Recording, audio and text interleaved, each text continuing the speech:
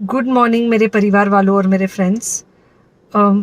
बहुत सारे डॉक्टर्स की तरह मैं भी बहुत परेशान हूँ, इसलिए मुझे लगा कि शायद मैं आपको अगर कुछ कुछ चीज़ें बताना चाहती हूँ और मैं शायद अगर ये बताऊँगी और अगर आप लोग सेफ रहोगे तो I might be at more peace. जैसे आपको सबको पता है कि बॉम्बे की हालत तो बहुत ख़राब है और धीरे धीरे बहुत सारे शहरों की और बहुत सारे स्टेट्स, इवन टाउन्स की हालत ख़राब होते जा रही है।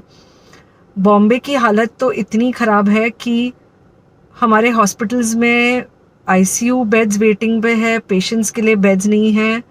It's a very very helpless, यानी मुझे इतना हेल्पलेस और लाचार कभी फील नहीं हुआ है। We have to literally manage patients at home with oxygen, and this is not something we are enjoying. So I really want all of you to follow a few things that I really am requesting you to follow. First, आप लोग please safe रहो। अगर आपको लग रहा है कि आपको 1 साल से कोरोना नहीं हुआ है इसलिए आप कोई सुपर हीरो हो या आपकी इम्यूनिटी बहुत अच्छी है और आपको ऐसे कुछ नहीं होगा, तो आप गलत फहमी में हो। हम यंग लोगों को देख रहे हैं। I mean, we have a 35-year-old who's on the ventilator and we are not able to help people now.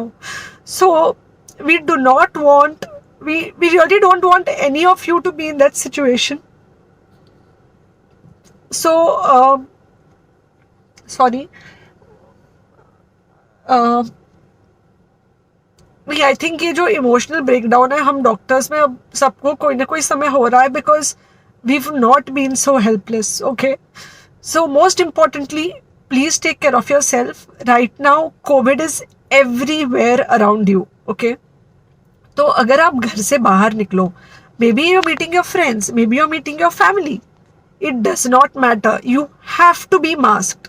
Okay, just because आपको अभी 1 साल से कोरोना नहीं हुआ है या आपको पिछले साल कोरोना होकर जा चुका है, इसका मतलब ये नहीं है कि आपको वापस कोरोना नहीं हो सकता। You can still get COVID. तो please keep yourself very well masked at all times.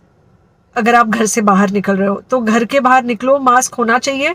Mask सिर्फ इधर नहीं, मास्क पूरा नाक से पूरा यहाँ तक होना चाहिए। दूसरी बात, अगर आपको कुछ होता है, अगर आपको बुखार आता है या कुछ होता है, पैनिक मत होइए। Do not get unneeded investigations done. Get in touch with me obviously immediately.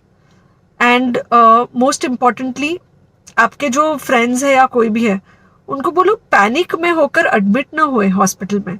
फिलहाल जो सिचुएशन है वो ऐसी है कि बहुत सारे हॉस्पिटल्स में स्टेबल पेशेंट्स एडमिट हो रहे हैं और बहुत सारे लोग जिनको एक्चुअली ऑक्सीजन की ज़रूरत है उनके लिए हमारे पास बेड नहीं है।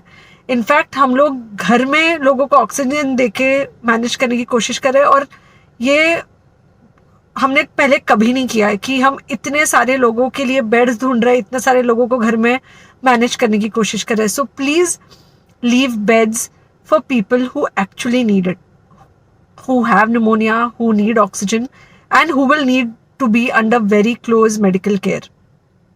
Third thing, if you have not taken the vaccine, अगर आपने वैक्सीन नहीं ली है किसी भी कारण से, हो सकता है आप ट्रैवल कर रहे हो सकता है आपको वैक्सीन की हिचक हो सकता है आपने कुछ व्हाट्सएप पे फॉरवर्ड पढ़ा हो कि वैक्सीन की वजह से कुछ साइड इफेक्ट्स हो रहे हैं या कुछ हो रहा है। It's untrue. Please take your vaccine.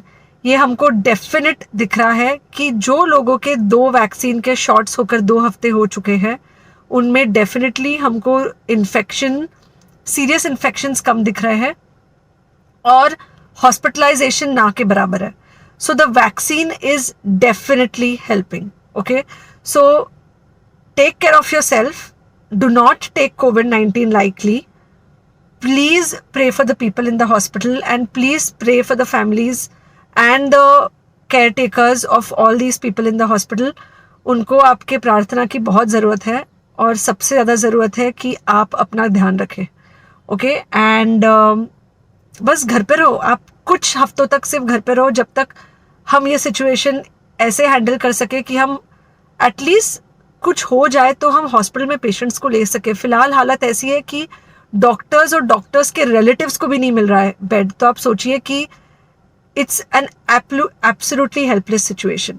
Okay, I think अगर हम सब इतना ध्यान रखेंगे, we will definitely come through this second wave very well.